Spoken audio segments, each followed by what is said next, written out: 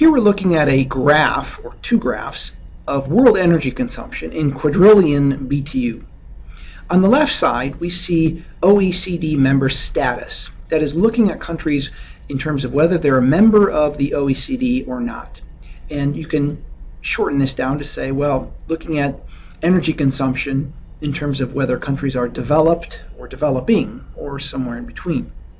Notice that OECD countries from the 1990s through projections through the 2040s have a relatively modest growth in their energy consumption. It's not plateaued, but it's certainly not very steep.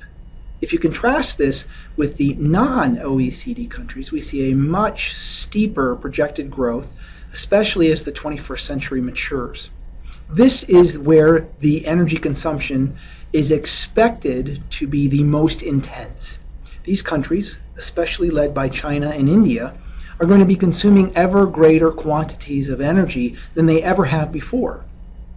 And this means that the OECD countries and the non-OECD countries are going to be competing, essentially, for the same energy resources, whether they're non-renewables or renewables.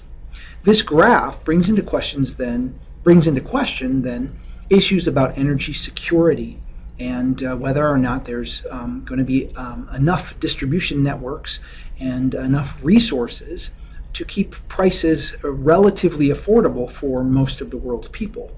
If things get difficult to move around, or if prices get too high, then economies will suffer. And if economies suffer, then politics can suffer. And we don't want to go down that road. So planning ahead is, planning to succeed.